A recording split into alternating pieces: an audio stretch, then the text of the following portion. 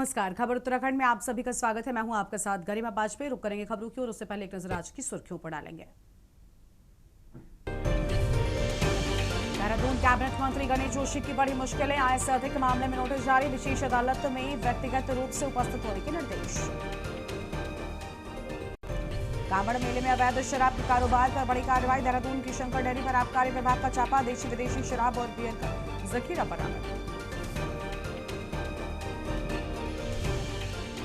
उत्तरकाशी में बारिश और भूस्खलन का कहर, भारी लैंडस्लाइड से संग्राली और बहीडांडा मार्ग अवरुद्ध, रास्ते में फंसे वाहनों की लंबी कतार। हरिद्वार में मिसाइल वाली कांवड़ बनी आकर्षण का केंद्र, परमाणु शक्ति और अग्नि 5 की थीम ने खींचा ध्यान, शिव भक्ति के साथ देखा देशभक्ति का जज्बा। देहरादून में दर्दनाक हादसा, नाली में बही 2 बच्चियां, तेज बहाव में बहकर रैंप में फंसी दोनों बहनों की मौत। सावन का आज दूसरा दिन, कांवड़ यात्रियों में जबरदस्त उत्साह, प्रदेश सरकार ने कांवड़ यात्रा के लिए किए विशेष इंतजाम।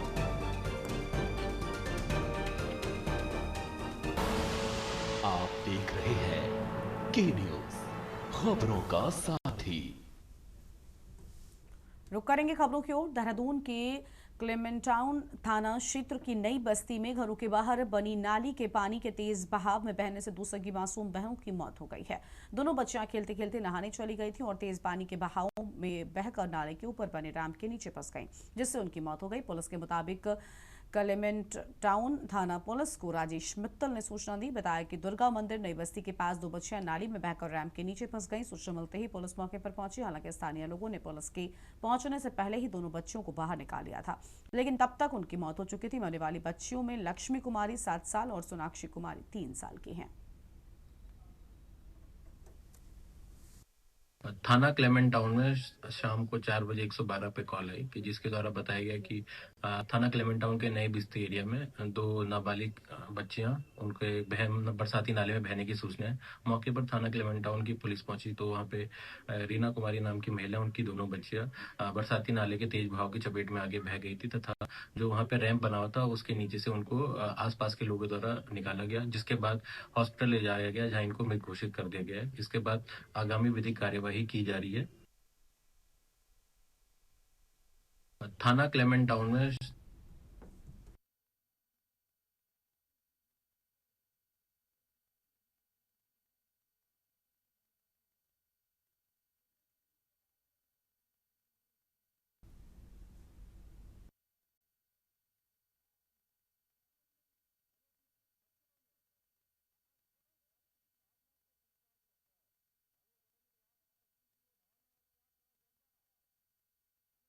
और अब सीधा आपको उधम सिंह नगर लेकर चलते हैं, जहां पर शहीद उधम सिंह की प्रतिमा पर माल्यार्पण करने के लिए समधामी पहुंचे। क्या कुछ कह रहे हैं साहब जी से हमें मानवता, करुणा, सत्य और निस्वार्थ सेवा की सीख मिलती है। किस प्रकार का जीवन होना चाहिए। गुरुवाणी में कहा गया है, कम खाना, कम सोना और लगातार प्रयास करते रहना, लगातार साधना करते रहना। गुरुवाणी हमको प्रेरणा देती है, हमको सीख देती है। सर्वदा का उनका संदेश केवल सिख समाज के लिए नहीं बल्कि पूरी मानवता के लिए कल्याण का मंत्र है, पूरी मानव जाति कल्याण का मंत्र है। यही कारण है गुरु परंपरा ने हमेशा समाज को जोड़ने का काम किया है, कमजोर और जरूरतमंदों की सेवा करने के लिए और राष्ट्र हित को सर्वोपरि रखने की प्रेरणा दी है। और गुरु साहब से आशीर्वाद और शहीद सरदार उधम सिंह जी जैसे वीरों कारण आज हमारा सिख समाज देश और राज्य की प्रगति में एक विशिष्ट योगदान दे रहा है। ये तराई की जब मैं बात करता हूं, कल पंजाब का एक चैनल वो मेरा इंटरव्यू लेने आए, मैंने उनको कहा कि इस तराई को आबाद करने में हमारे इस समाज का बहुत बड़ा योगदान है। इस समाज ने काफी पसीना बहाया यहां पर नहीं, चाहे आज सीमा पर देश की रक्षा करना हो, अनाज उत्पादन करना हो या फिर किसी संकट के समय में सेवा के लिए लंगर लगाना हो, इसके हमसे मानवता की सेवा करनी हो, हमेशा ये समाज आगे चढ़ के भाता है, हमेशा अग्रणी रहता है। देवभूमि उत्तराखंड के विकास में, यहाँ की उन्नति में, यहाँ की सामुदायिक सांस्कृतिक समृद्धि में भी इस समाज का योगदान बहुत अतुलनीय है। और आज के इस अवसर पर मैं आप सभी को विश्वास दिलाता हूं कि हमारी सरकार समाज की समृद्ध सांस्कृतिक विरासत, महापुरुषों के सम्मान को अक्षुण्ण बनाए रखने के लिए विकल्प रही, ऐसा संकल्प जिसमें कोई विकल्प नहीं है, ऐसा मिशन जिसमें कोई ऑप्शन नहीं है, उसके साथ कर कार्य कर रही है। मुझे पूरा विश्वास है हमारे इस संकल्प को सिद्धि तक पहुंचने में आप सभी का सहयोग हमें इसी प्रकार मिलता रहेगा। भाइयों, एक बात मैं यहाँ पर जरूर कहना चाहता हूँ कि आप सब लोगों ने और आपके बीच में से मांग उठती थी कि शहीद उधम सिंह जी का जो जीवन, वो बलिदान का जीवन, अदम्य साहस, वीरता, पराक्रम का जीवन, वो आने वाली हमारी पीढ़ियां उसको हमेशा स्मरण में रखें, हमेशा उनकी याद जीवित रहे, उनके जीवन से वो हमेशा प्रेरणा लें। इसलिए यहाँ एक बड़ी प्रतिमा उनकी लगाई जानी चाहिए, बार बार उठती थी। और आज मैं यहाँ के आपके कार्यक्रम बाद यहाँ पर अनेक कार्यक्रमों का जो आपका लंबे समय से बस अड्डा यहाँ पर बन रहा था, वो बस अड्डा आज जनता को समर्पित हो रहा है, सबकी सेवा में समर्पित हो रहा है, अनेक यहाँ के विकास कार्य समर्पित हो रहे हैं। उसके बाद वहाँ कलेक्ट्रेट परिसर में आज उस प्रतिमा का भी वहाँ जाकर उसका भी लोकार्पण आप सबके आशीर्वाद सेवा करने वाला हूँ। इन्हीं शब्दों एक बार पुनः मैं पूज्य गुरु ग्रंथ साहब के श्री चरणों में नमन करता हूँ।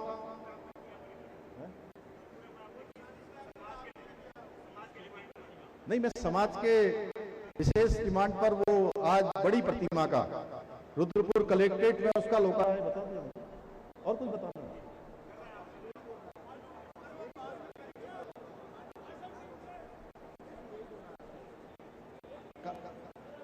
नहीं? देखिए, जो भी यहाँ पर जरूरत होगी, जहाँ भी लोग सब लोग कहेंगे, संगत के लोग कहेंगे, हम लोग उसको करेंगे। एक बार फिर से मैं अमर शहीद सरदार उधम सिंह जी को फिर से भावभीन श्रद्धांजलि अर्पित करते हुए, और आप सबका इतनी बड़ी संगत यहाँ पर आई है। मैं तो सोच रहा था जब मैं यहाँ आ रहा तो माल्यार्पण करूंगा और चला जाऊंगा, मैं विधायक जी से यही कह रहा था अभी। लेकिन इतने सारे लोगों को देखा, मुझे लगा 100-200 लोग होंगे, लेकिन ये हजारों की संख्या सब आए हैं, तो मैं अपने आप को रोक नहीं सका। मैंने अपने जो उद्गार थे, कुछ शब्द थे, आप सबके समय हैं। और एक बार फिर से आप सभी का धन्यवाद करते हुए उधम सिंह जी को श्रद्धांजलि अर्पित। भारत माता की जय।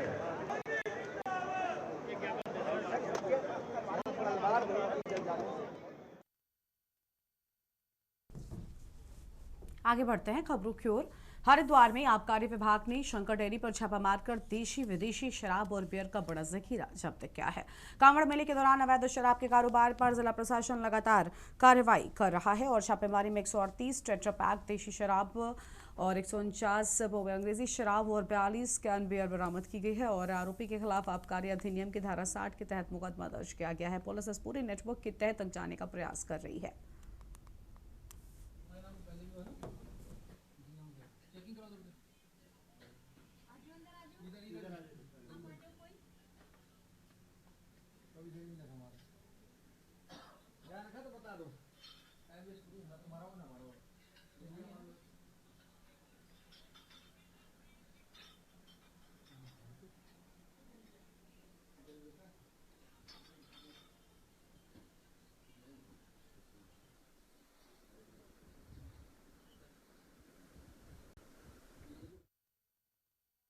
अब लोगों के लिए बड़ी परेशानी बनती जा रही है। उत्तरकाशी में मूसलाधार बारिश के चलते संग्राली महीडांडा मोटर मार्ग पर भारी भूस्खलन हुआ है। पहाड़ी से भारी मात्रा में मलबा और विशाल बोल्डर सड़क पर आ गिरने से मार्ग पूरी तरीके से बंद होने से दोनों ओर वाहनों और यात्रियों की लंबी कतारें लग गई हैं। प्रशासन ने लोगों से फिलहाल इस मार्ग पर यात्रा न करने, सुरक्षित स्थानों पर रहने की ही अपील की है।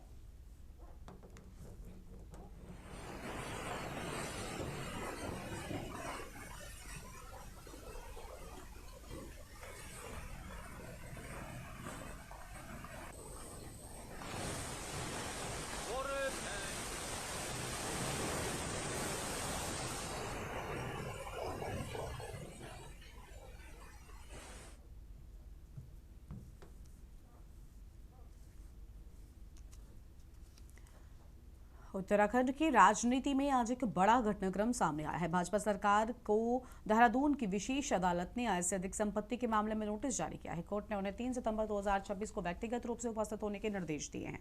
इस मामले को लेकर अब सियासत भी तेज हो गई है। देहरादून स्थित विजिलेंस कोर्ट द्वारा जारी इस नोटिस के बाद मंत्री गणेश जोशी की मुश्किलें बढ़ती नजर आ रही हैं। आय से अधिक संपत्ति के इस मामले में लंबे समय से जांच की मांग उठती रही है। बताया जा रहा है कि विजिलेंस विभाग पहले भी जांच की अनुमति चाह रहा था, लेकिन कांग्रेस ने इस मुद्दे को लेकर भाजपा सरकार पर निशाना साधा है।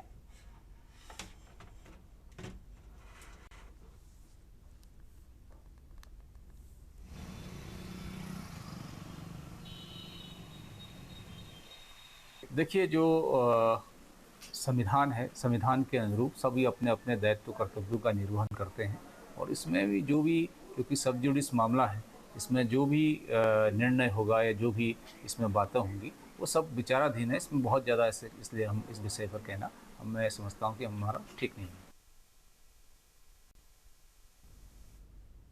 गढ़वाल राइफल रेजिमेंट देश की रक्षा के साथ साथ पर्यावरण के संवर्धन का काम भी कर रही है। गढ़वाल राइफल रेजिमेंट सेंटर की यमकेश्वर ब्लॉक के कसयाली में 127वीं infantry battalion eco Garhwal rifles की नर्सरी पर्यावरण संरक्षण, वनीकरण और पौधे तैयार करने का काम कर रही है। गढ़वाल राइफल रेजिमेंट सेंटर के ब्रिगेडियर विनोद नेगी ने जानकारी देते हुए बताया कि पारिस्थितिकी तंत्र को मजबूत करने और हरियाली बढ़ाने के लिए विभिन्न प्रजातियों के पौधे कसयाली में तैयार किए जा रहे हैं।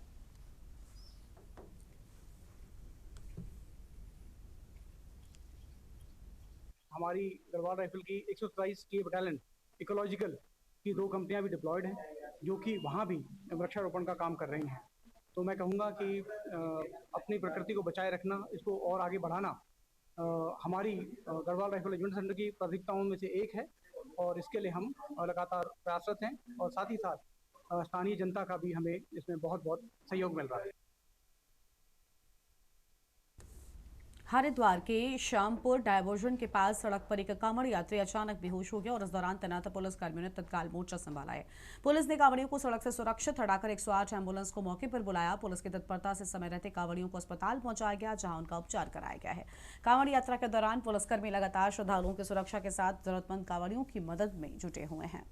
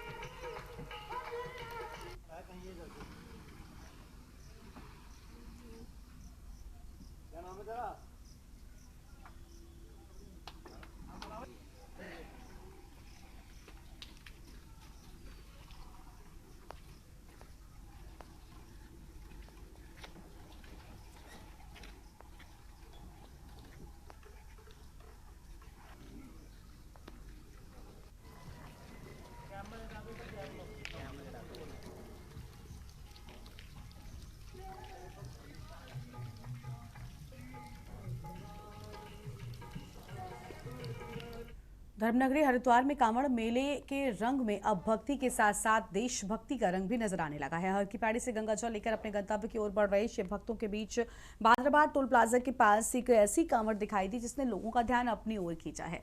दिल्ली से आए 3 शिव भक्तों ने अग्नि 5 मिसाइल, परमाणु शक्ति और तिरंगे की थीम पर इस खास कांवड़ को तैयार किया है। कांवड़ को देखने के लिए राहगीर भी रुके नजर आए और शिव भक्ति के साथ देशभक्ति के जज्बे की सराहना की है। कांवड़ यात्रा कर रहे दीपांशु भोला का कहना है कि कांवड़ देश की सीमाओं पर तैनात भारतीय सैनिकों को समर्पित है। उनका कहना है कि पिछले साल उन्होंने ब्रह्मोस थीम पर कांवड़ तैयार की थी, जबकि इस बार अग्नि 5 और परमाणु शक्ति को थीम बनाया गया है।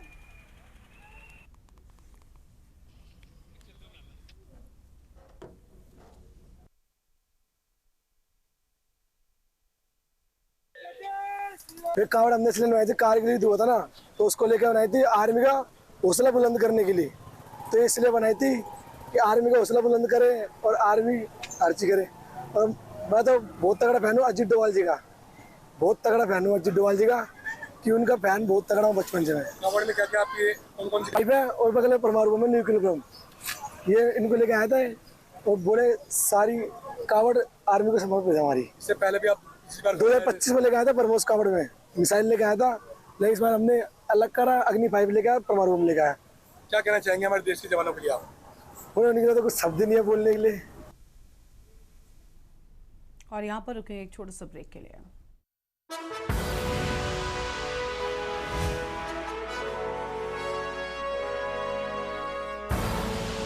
आप देख रहे हैं के न्यूज खबरों का।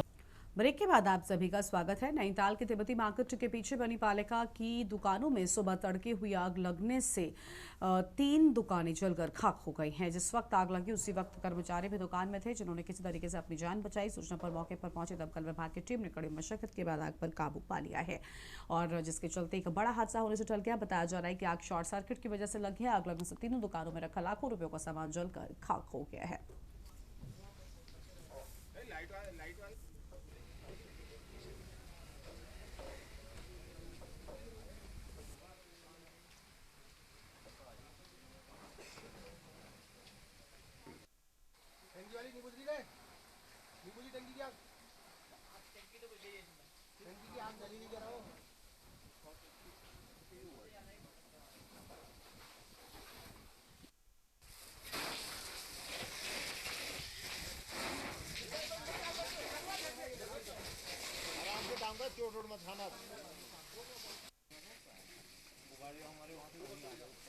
ये हमें 5:02 पर सूचना मिली।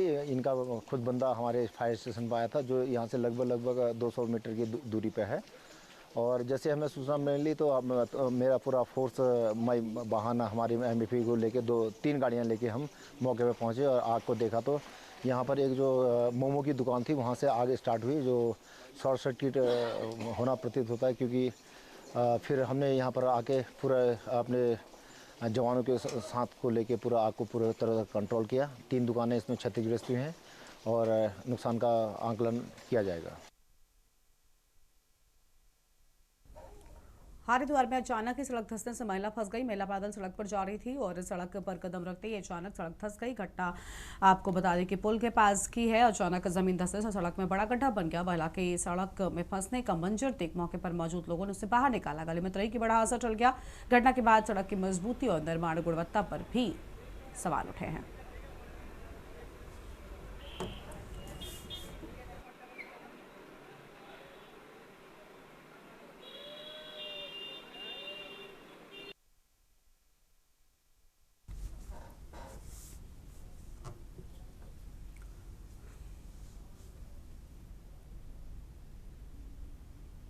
हरिद्वार में गंगा स्नान के दौरान डूब रहे किशोर को SDRF जवान ने बचाया है। दरअसल नोएडा निवासी मयंक शर्मा स्नान के दौरान अचानक गहरे पानी और तेज बहाव की चपेट में आकर डूबने लगे। इस दौरान ड्यूटी पर तैनात SDRF जवान आपको बता दें कि नीतीश खितवाल ने बिना देर के गंगा में छलांग लगा दी और किशोर को सुरक्षित ही बाहर निकाल लिया है। रेस्क्यू के बाद किशोर को परिजनों को सुपुर्द किया गया। कांवड़ मेले के दौरान गंगा घाटों पर SDRF की पैनी नजर है।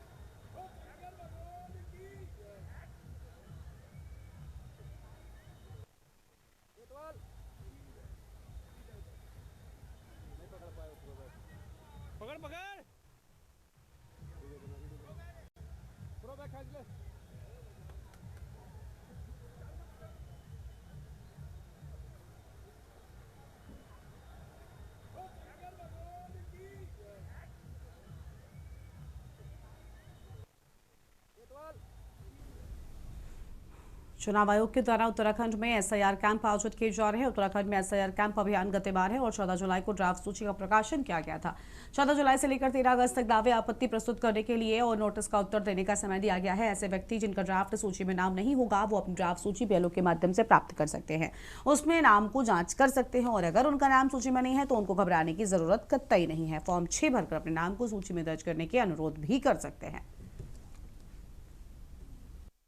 आज का प्रेस वार्ता में सभी का स्वागत है। आज की प्रेस वार्ता का मुख्य उद्देश्य अभी तक का जो SIR के अंतर्गत प्रगति हुआ है उसको साझा करना, साथ में आगामी जो हमारा कार्यक्रम होगा उसमें जो दिक्कतें आ सकती हैं जनता को, उसके संबंध में जनता को अवगत कराना कि उसमें क्या क्या कार्रवाइयाँ जनपद स्तर पर की जा सकती हैं। तो सर्वप्रथम मैं बताना चाहूँगा कि हमारे पूरे प्रदेश में 14 जुलाई को जो हमारा ड्राफ्ट प्रकाशन हुआ है, उन सभी ड्राफ्ट प्रकाशन के अनुसार निर्वाचक नामावली की प्रतियां जो है सभी बूथ पर, सभी जिलों में, सभी तहसील स्तर पर और ब्लॉक कार्यालय, इस प्रकार जो महत्वपूर्ण कार्यालय हैं वहाँ पर उपलब्ध हैं। वहाँ के BLO के द्वारा भी इस सूची को वहाँ के प्रमुख कार्यालय में और वहाँ के ग्राम पंचायत स्तर पर भी उपलब्ध कराया गया है। इस बुलेटिन में इतना ही। आप देखते रहिए न्यूज़ इंडिया। नमस्कार।